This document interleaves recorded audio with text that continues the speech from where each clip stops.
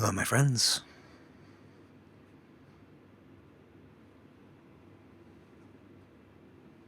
I'm a little closer than I thought I was. It's okay. Yep. Nope. Yep. Okay.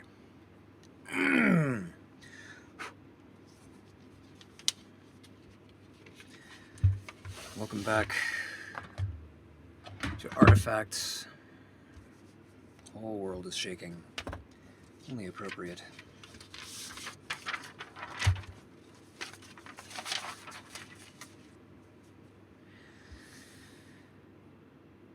And, yeah. This is session 6. Shocking. Shocking. Shocking, I tell you. This is for those of you who are just tuning in, and why would you be tuning in now? I haven't gotten any more entertaining than I was. This is a solo RPG where you play a magical artifact written by Jack Harrison and put out by Mousehole Press. And we are currently playing as a magic tome that is known as the Reload. And wow, the way my head is cutting off is really, really unfortunate, but I'm not sure I can fix that. Can I fix that? I get space bees if I do it that way, but I think that'll be a little better. My hair is just really tall today, and when I did this initial setup, I had shorter hair, which is also unlikely for me, so it's all a mess. I'm a mess today. But that's okay.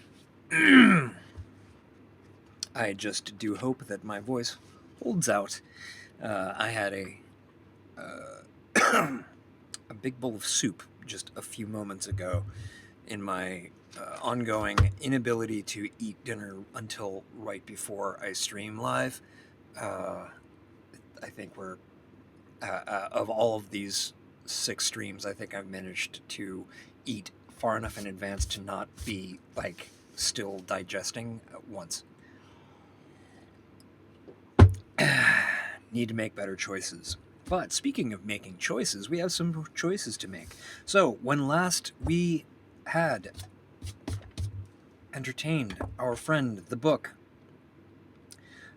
it had been involved in a mighty mage battle in the sky between a basically air elemental and one of their disciples in a doomsday cult that they were using the tome to try and turn this world into a plane of air. And the second in command in the cult discovered this plot and put an end to the elemental. Both of them were sent to some other plane through strange planar magics channeled through the tome, never to be seen again. And unfortunately, because the battle was in the sky, the tome fell to the earth and landed atop a mountain. And there it has stayed for 100 years.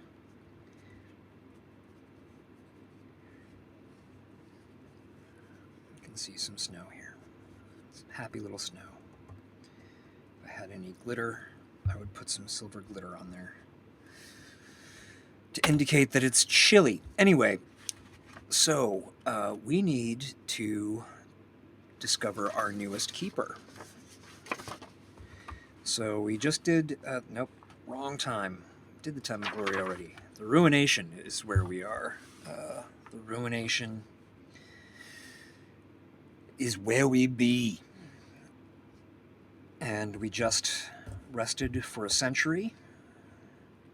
And now we need to figure out what keeper is likely to find us. Now, normally I've been rolling a d4 and picking any result that wasn't the one that I had previously played. I think in this case, because the book is on top of a mountain, a pair of treasure seekers really fits the bill. So I'm just going to go ahead with pair of treasure seekers.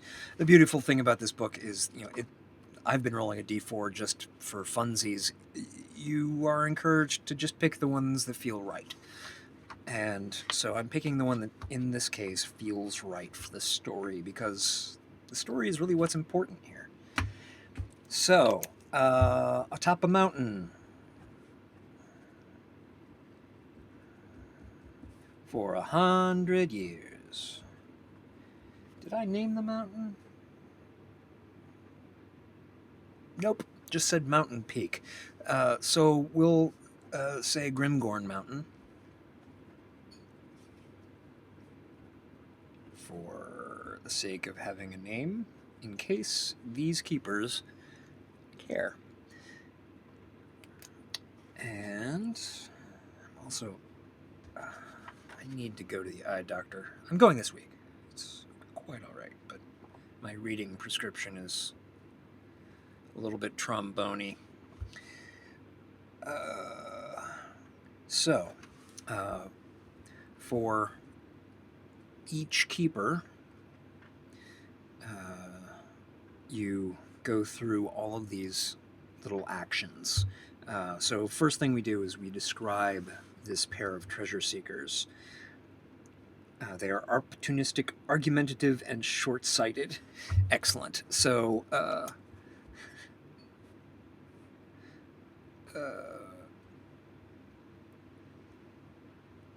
I just had names in my head and decided that they didn't sound right. So,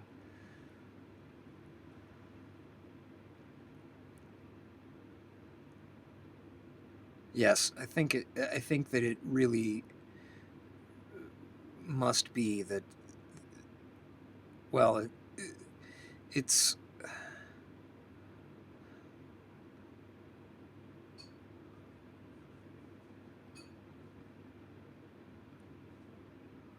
Arl.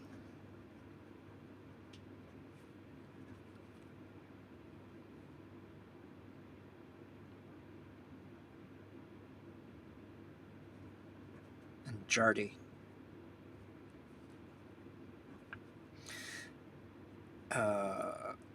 Arl is very thin, a big chin, wide grin. And Jardy is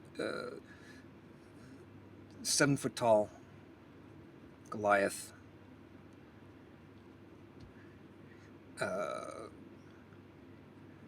Stupid mustache.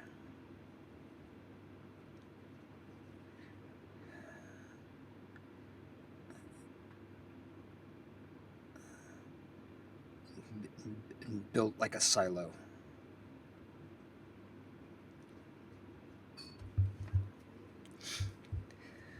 And they go on lots of adventures together. They seek treasure. They go to the lengths and breadths of the world looking for things that are forgotten. And they hunt them out in order to make money. They're just greedy. Just greedy. Want money. And while they are maybe not incredibly skilled at any one thing, they are incredibly lucky and incredibly resilient. And so they are able to obtain treasures that have eluded many others in the world because they just get lucky. And so they have heard that there was rumored to be some artifact that fell from the sky. And so they decided to go up to the top of this mountain and find it. And because of their incredible luck, and because the tome, or Loed, is lonely and is gone a little bit mad in its isolation, the tome wants to be filled with knowledge.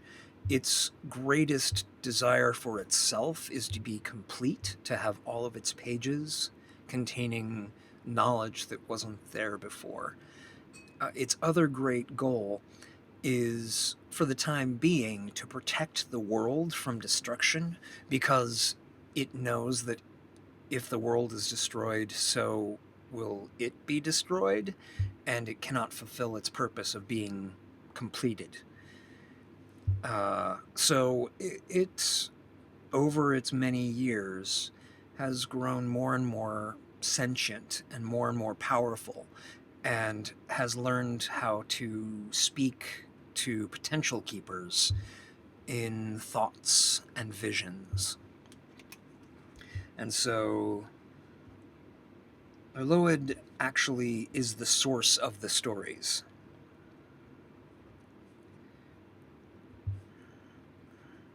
An artifact fell from the sky.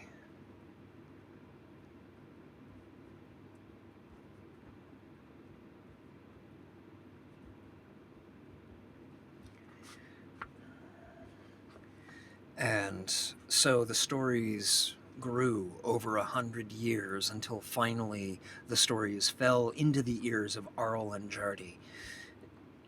And they made their way up the mountain, and it was very hard going, and they nearly died multiple times, but they got there. And once they were within range, Lurloed called to them. Lurloed has been very suspicious of sentient bipedal beings in the past.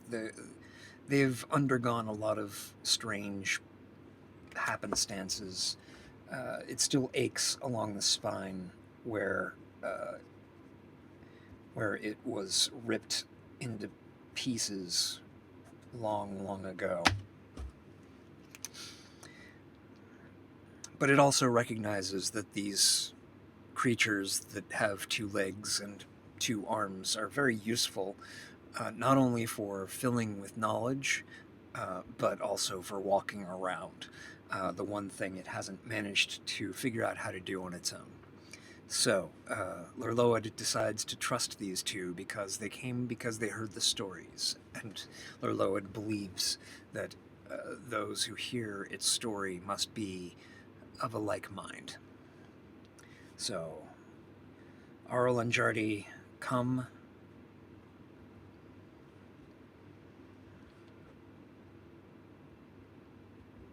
They find Lurloed and bring it back down the mountain.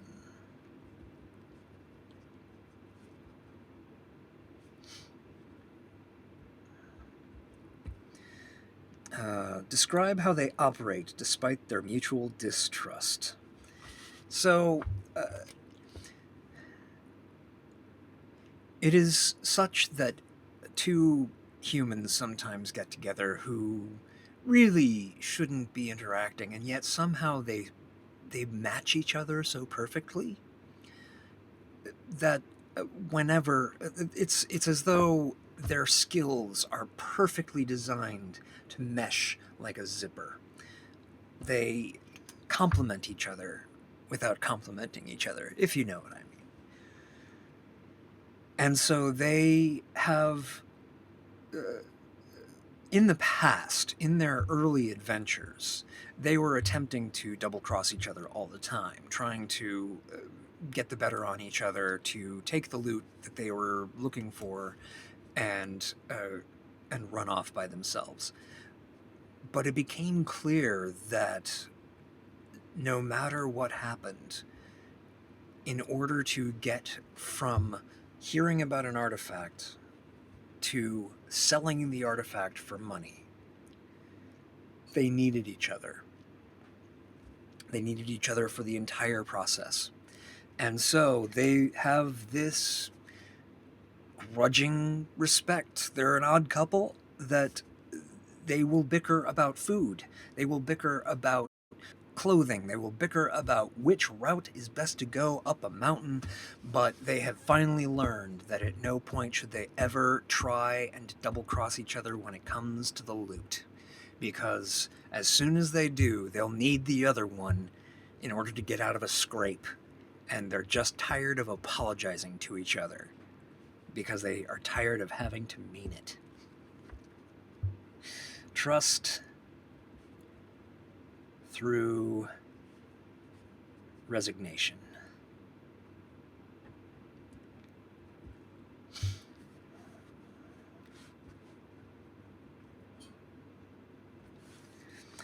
Which one of them ends up with you, and at what cost? So here's the thing. Lurloed doesn't need both of them. It's the first item that they've ever stolen together, where the thing itself is going to fill the gaps that the other one usually fills. So I think Errol is the more intuitive and magical, whereas Jardy is persuasive and strong. So Jardy does a lot of the percussive maintenance on people. Errol does more of the spells and healing ends of things. Any sort of magics that need to happen are usually Errol's bag. And so Errol is the one that Lurloed susses out. Jardy, of course, immediately wants to be the one who carries Lurloed.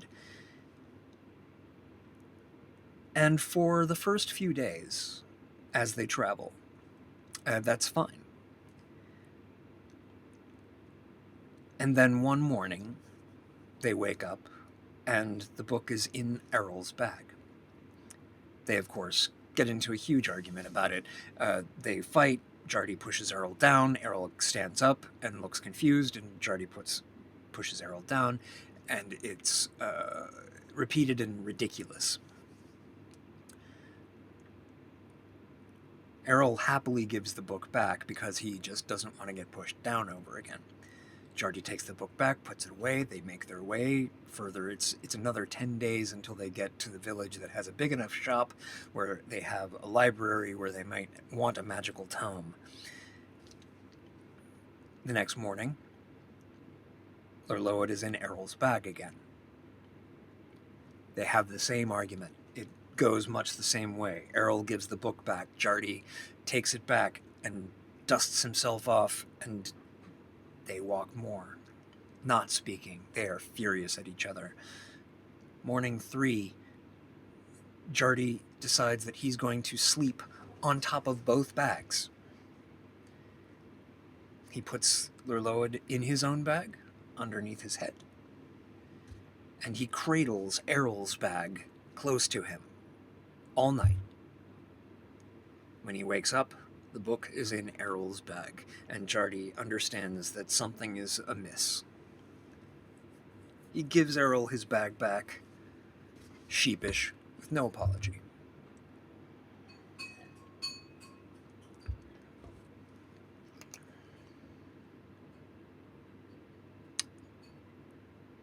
Errol, that night, sleeps with the bag next to him, with Lurloed next to him. And as he sleeps, he dreams, and as he dreams, Lurloed speaks to him, and speaks to him in writing. And I don't know if you've ever had dreams of writing, but often dreams of writing look a bit like they definitely make sense, and yet sometimes you can't quite gather what they say. But for the first time,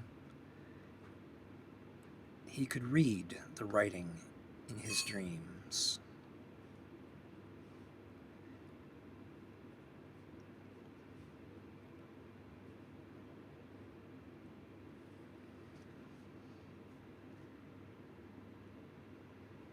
And the next day, as they travel, Errol flips through the book, which opens to him. It hadn't opened to either one of them before. Jardy doesn't notice. Jardy is walking ahead. Errol is deep in his book. His book. It sounds good to think of it that way. His book. He'll be sad to sell it and see it go, but the money will be quite good, and maybe this time they'll split the money and finally go their separate ways, because Jardy is definitely way too mean to me. Way too mean to you, way too mean to me. Oh, that's an interesting thought. I hadn't really thought about it that way, and he realizes that as he's thinking and passing the time, that he's seeing words appear on the page and then sort of flicker away again. He focuses more and he flips the pages. The pages in the front are all strange formulae and little diagrams and various versions of potion bottles and beakers and equipment that you might need for distilling and making a fire in a rainstorm, and all the various ingredients that come in. It all just seems like so familiar to him.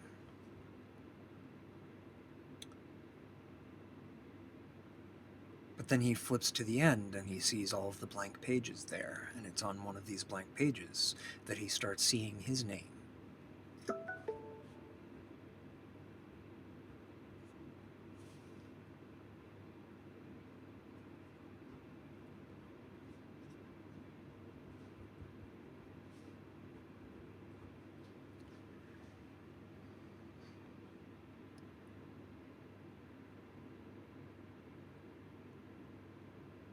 And he begins to think that these are for him.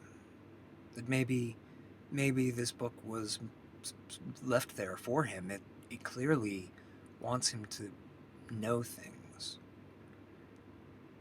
And so they stop for the night, and Errol keeps the book stashed away in his pouch. He and Jardy have their usual gruff conversations, and they go to sleep. And then, as soon as Errol's sure that Jardy is asleep, he takes the book out again. And he finds it falling open to one very particular page early on in the book that describes how to take very simple ingredients that can be found just about anywhere, and with a little bit of heat and a little bit of knowledge and a few magic sigils, turn them into a sleep potion. And over the course of the next few days, he follows the book's instructions, gathering all of the things he needs along the way and trying to do so stealthily so that Jardy doesn't notice anything being amiss. Jardy, for one, is actually just happy that Errol is so quiet on this trip. He figures that if the book will keep him silent for this journey, then maybe, just maybe, he can actually finally kill him at the end of the journey and sell the book, keep it all for himself, and move along. Like he's always wanted to do. Like he's tried to do so many times and failed. And one night before they get to town, the last night on the road, Errol has finished his sleeping potion. He slips it into the soup. Jardy eats heartily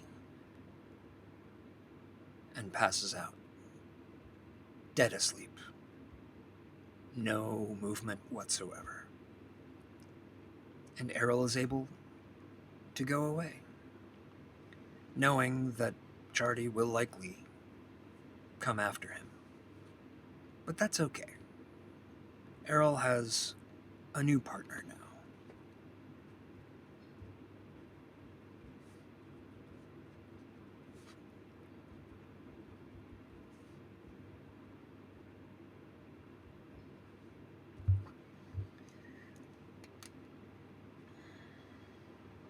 Choose one from tables 29 or 30.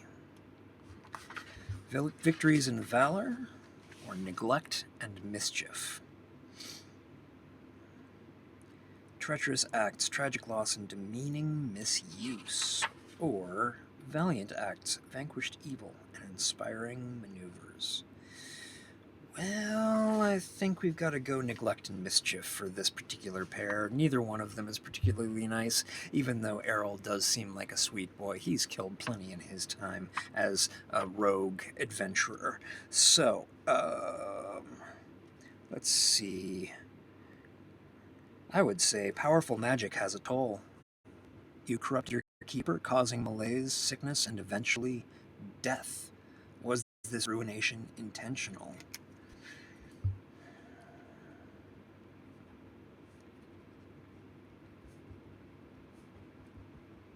No, this was never intended. Unfortunately, well, Errol just doesn't have the mind for this sort of magic. Errol's mind wasn't big enough to contain the voice of Lurloed.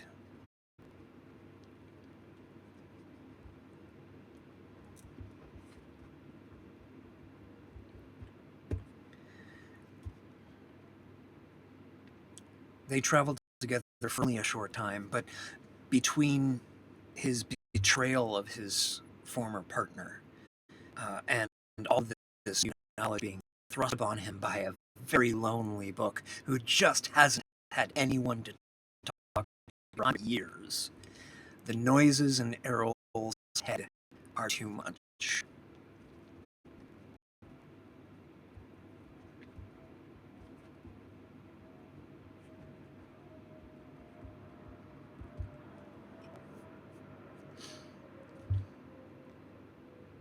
And unfortunately, it means he doesn't hear Jardy coming one day. And Jardy is able to dispatch his old friend. And as he does, he picks up the book, which, in anger and frustration, lashes out with the planar magic that it has been learning how to channel, and Jardy is whisked away to somewhere else, never to be seen again on this plane.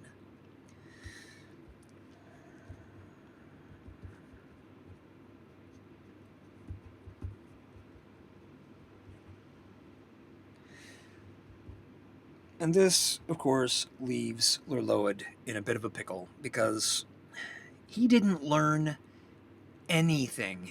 None of his pages are filled. The talking that he does on his pages doesn't stay. It's just a way of communicating easier than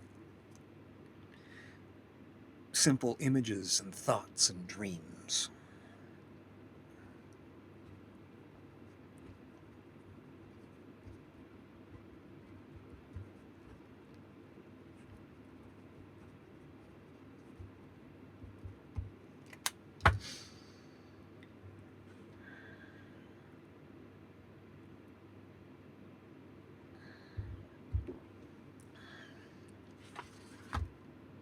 Answer an artifact question.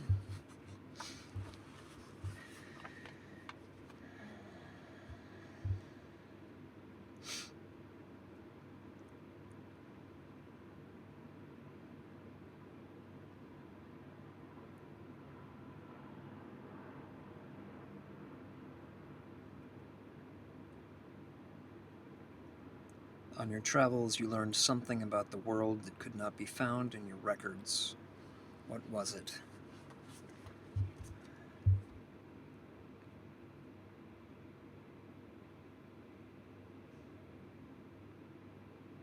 That there is something dangerous in being completely filled with knowledge.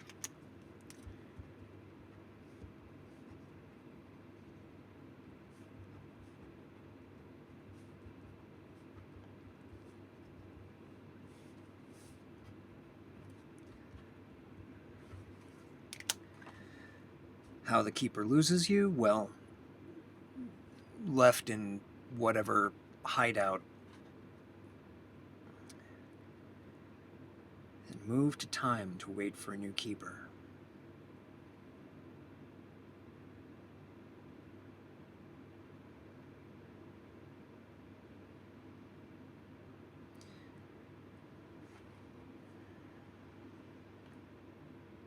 And I should point out that if you feel you've spent 10 minutes at rest across the entire game, or if your story is ready to end, this keeper is your last. I don't feel my story is ready to end here, actually, and I'm pretty sure that I've got alarms going off that I keep on forgetting to turn off for this. I'm pretty sure that I haven't spent a total of 10 minutes at rest. So I think I'm going to get another keeper up, because I think that there's one more keeper in Lurload's future. And I think that it's only a decade before Lurload finds them.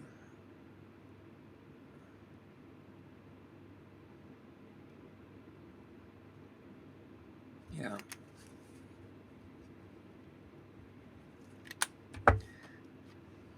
One minute rest. Let's turn to Christopher Michael Roberts, whose wonderful Artifact soundtrack provides a timer for these moments of rest. Be with you in a moment.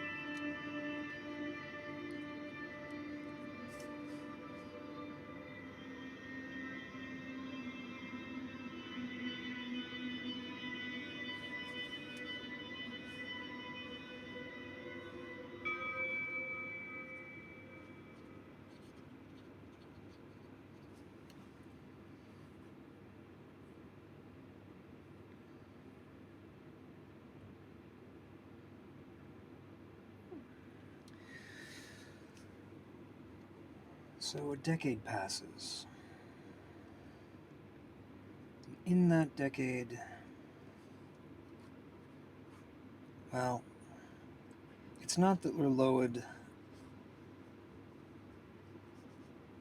is lost for that entire time. It isn't that this magical tome somehow goes unnoticed on the ground near a corpse. It's that no one who comes near the book impresses it enough in that time for it to allow itself to open again. It learned from Errol the fragility of these acolytes, these keepers. It learned that they could be broken very easily.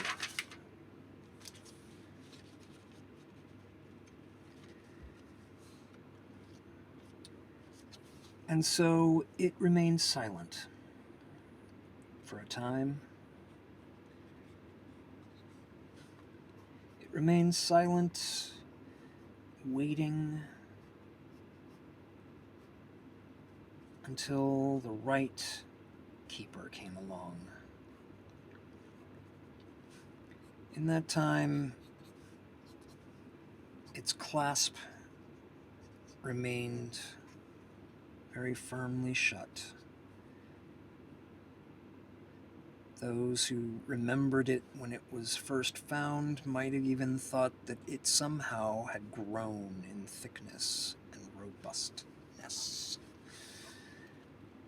Those who, had they been careful with keeping an eye on all of the book's details, would know that it waited and allowed itself to be traded as a curiosity.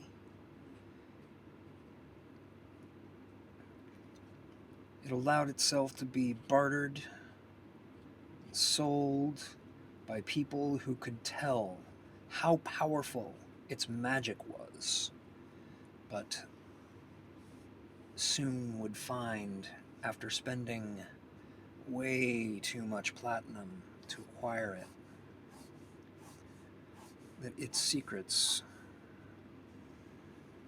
would not reveal themselves to them.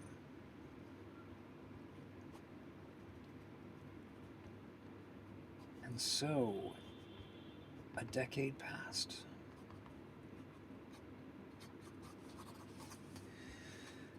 Various dealers of manuscripts had tried to restore the tome as best they could, cleaning off much of the dirt, strange natural detritus that had accumulated on it over the years. There was still a fairly healthy patina on the cover, and it was a sloppy hand that had re-lettered the title, losing much of the charm of the original,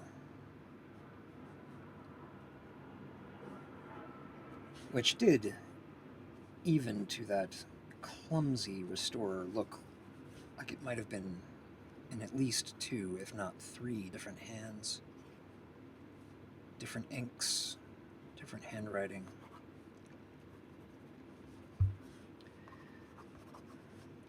They restored the book as best they could, kept the leather and canvas.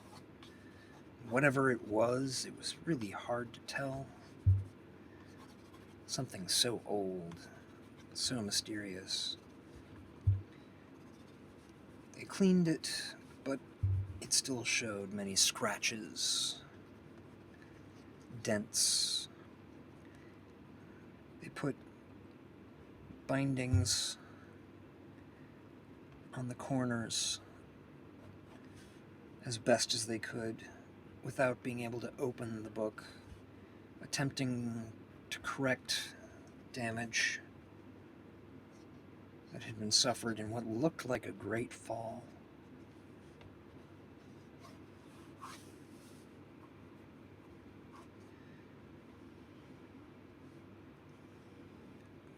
They bound the edges, slipping around as much of the protection as they could. They knew that to keep it safe was all that was needed, and that one day it would find a moment to open up.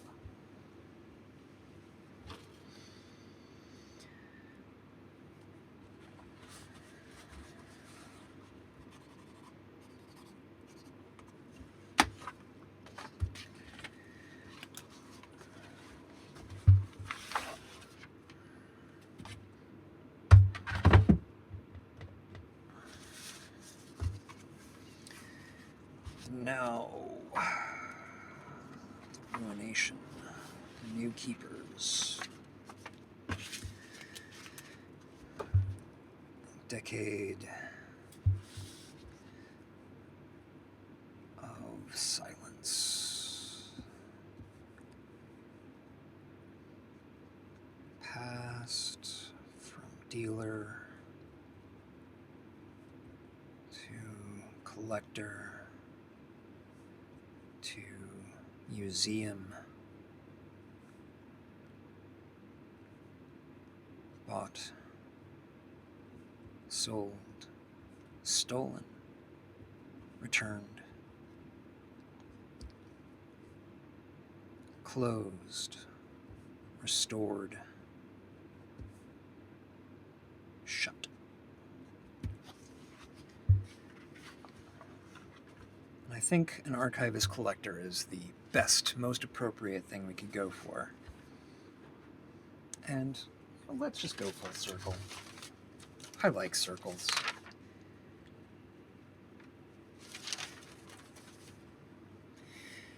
It's been hundreds of years, but at one point, Lurloed ends up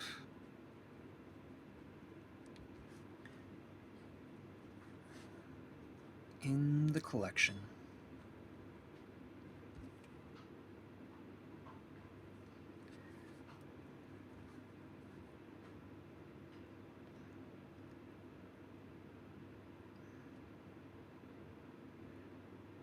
What is her name?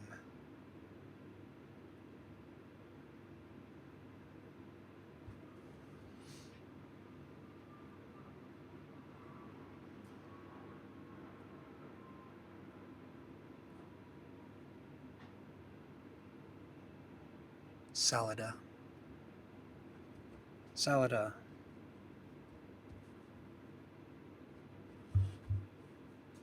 Lutherian.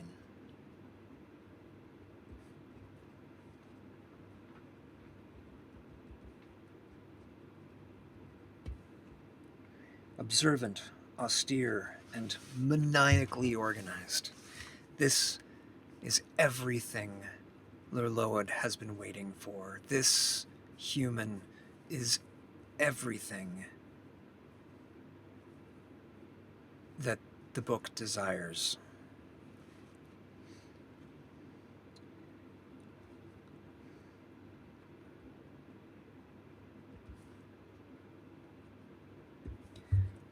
Salada is working, helping organize the library.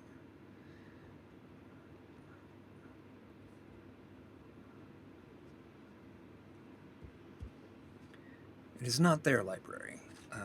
It is the library of a university.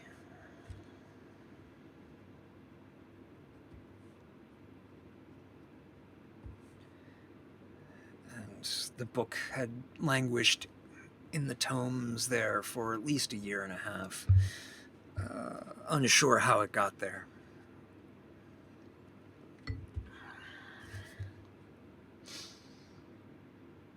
Salada finds it. It's not on any record sheet.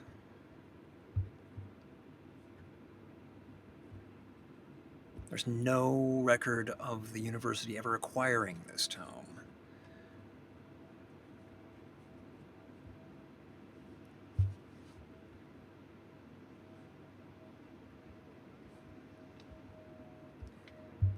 And something happens when she picks up the book, trying to figure out where it belongs, and she knows that it belongs with her. And without thinking, without even knowing she's doing it, she picks up the book, and in one fluid motion, she puts it in her bag, and she walks away. It's not so much even theft, because no one knew it was there. And it's not so much theft because it wasn't a conscious thought. It was more like breathing. It was more like reflex. It was more like two magnets coming together. And the book just felt home.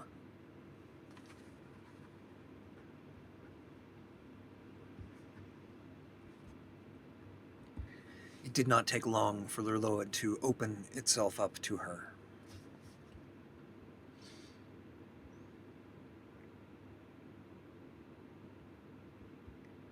I hadn't even read the Archivist Collector questions. Describe the archives they oversee and where you're stored. Did that. Which of your former keepers are they keen to study? The first one. Or rather, not even the first one. The 0th one. Because although there is no record per se, there are rumors in Salada's family that one of her ancestors was a bit of a magic scribe and had worked at a tea company making detailed recipes for the tea company and writing them down. And the family always swore up and down that Grandpa Mast had written a book of potions, knowledge that he'd discovered through his research into various teas and extracts, herbalism. But the family never knew what happened to that book. It was rumored that one of Mast's students or apprentices had made off with it one day, but no one knew the answer, and Mast frankly didn't talk about it much. He went on to write other books. He went on to write a really well-known potion instruction manual that is still one of the standards used in magic school today. But Salada,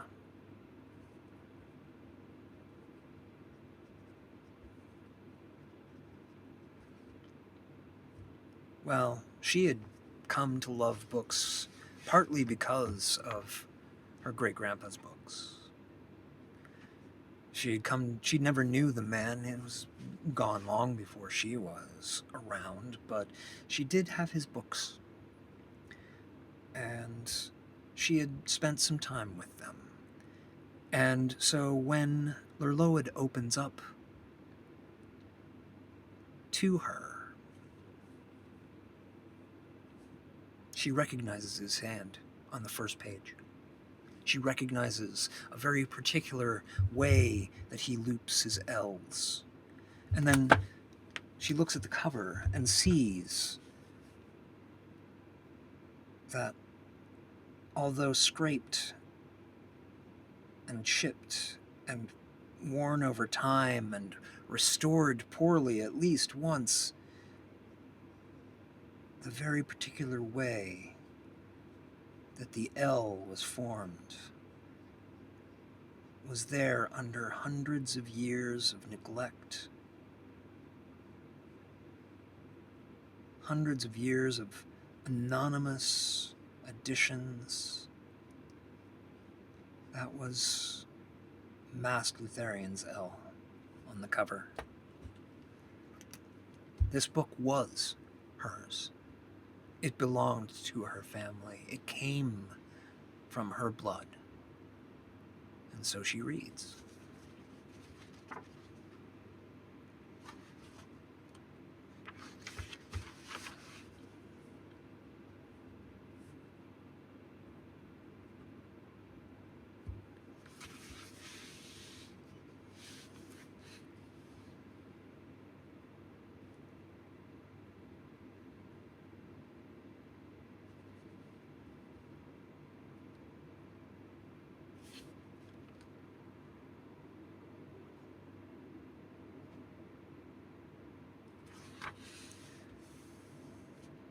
This is where the game mechanic is to choose one from table 29 or 30, and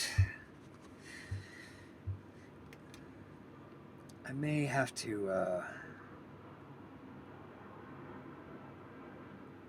fudge things a little just because of the direction the story has gone.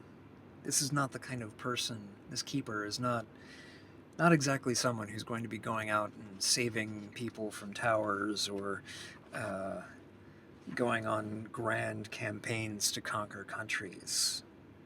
She's a scholar, a historian.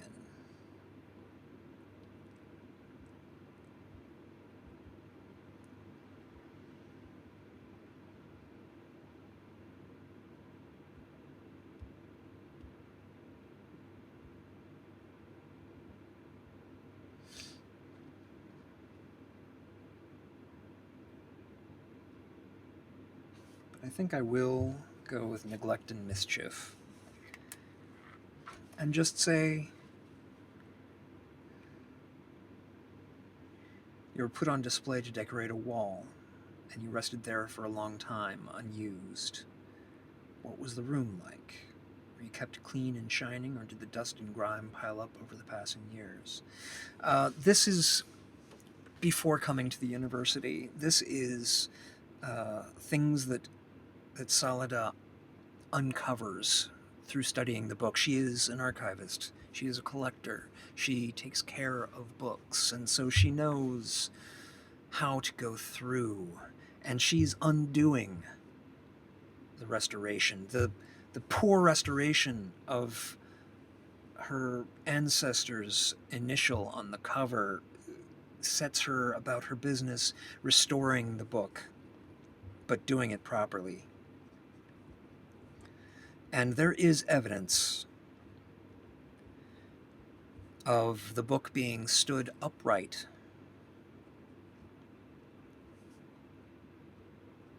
in the sun. Dusted, but faded. And the symbols on the front have been gone over and over the years, but whatever glyphs were in the four corners are lost to time. They've been worn away, and the leather itself crumbles because of where the sun damage has struck. This book is in way worse shape than anyone could have imagined. It's been restored so poorly, and so many things done to it, that it takes quite some time to take care of.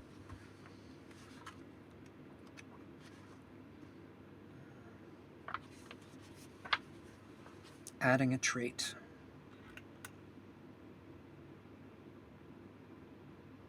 Eager.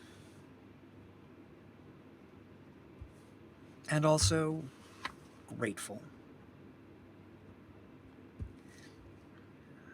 The tome has been so lonely, and it's been so mistreated. It has done some work to save the world, but it has also killed unintentionally and intentionally.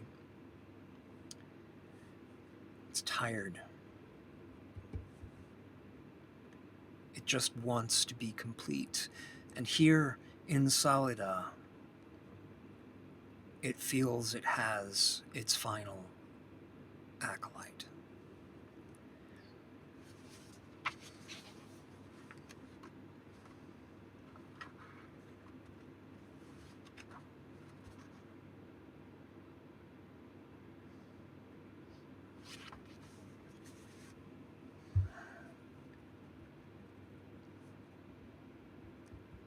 Salida does not devote her entire life solely to the preservation of this book, because her life has already been dedicated to the preservation of all of her books and all books that she finds. Making that shift is not very difficult, but like like a veterinarian who takes care of all animals but has special places in their heart for their own loved pets. Salida has a special place in her heart for the Book of El.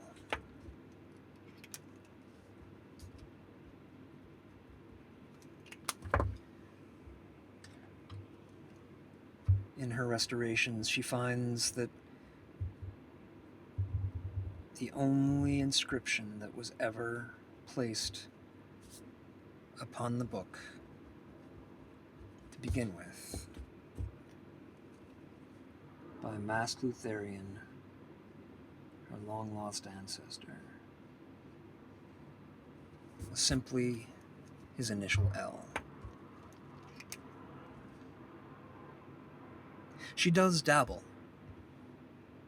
She does play with some of the recipes in the book, nothing of the poison variety. The book suggests early on some potions that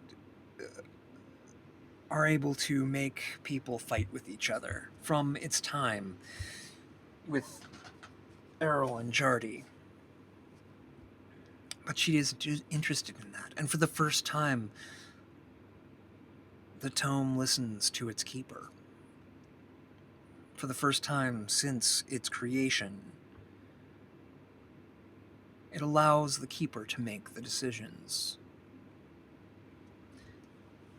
And instead of creating potions of unrest, together they work on potions of peace.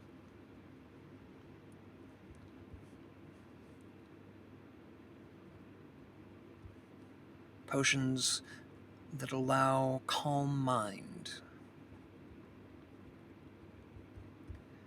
Potions that do not impose will upon others, but bring out the best in them.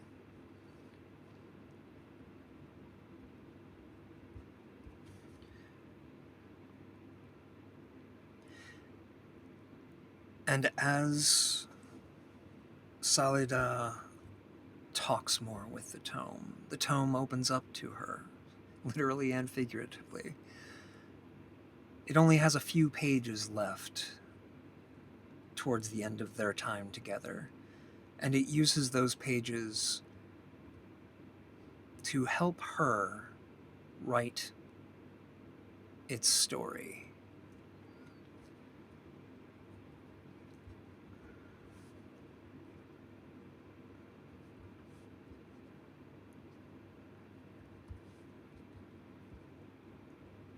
But only insomuch as it gives thanks to those who helped to fill it.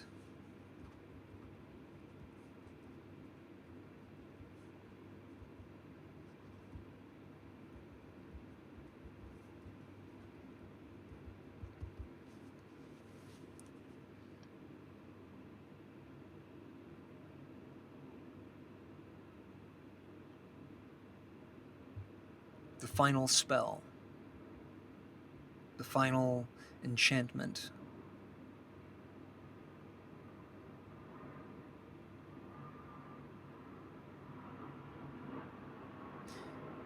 is one of gratitude.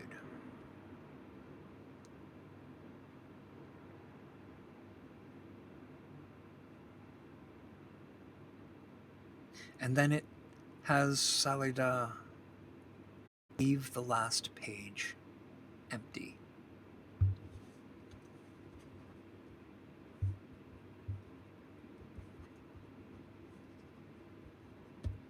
Not because it wants it to be filled one day, but in case it needs to be.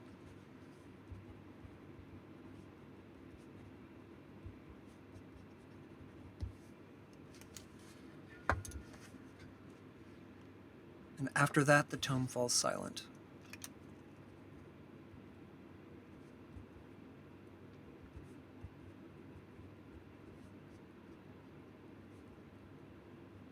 And is, to all who witness it, a very powerful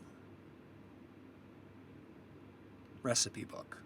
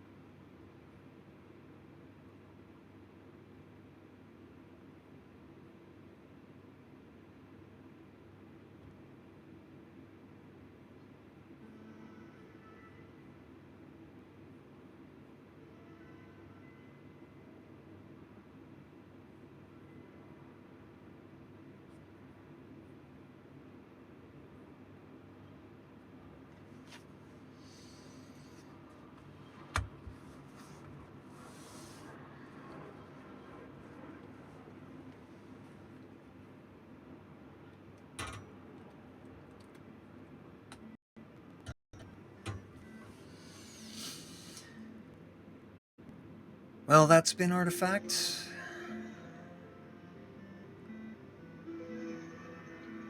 It's a very satisfying process to go through. I highly recommend it, either by yourself or with others.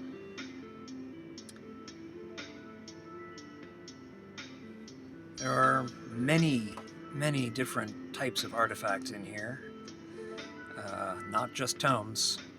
There's weapons, shields, instruments, ornaments, all sorts of things, and we will be coming back here in future to play through some of them as well. But I'm going to take a little break from Monday streaming, I think, or at least more irregular Monday streaming, because I've got stuff to do. So I've got things, and I know you have things too. But I'm very grateful for you being here with me, whether it be live or in the VOD. I guess you can check out my various links in my pants. And yeah. I wonder if any of our friends are still on the line.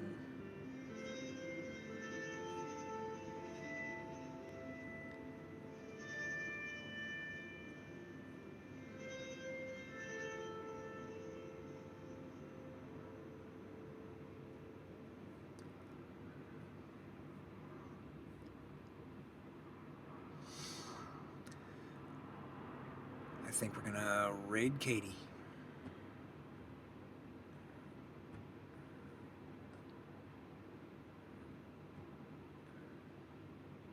Wish that I'd gotten the closed captioning to work.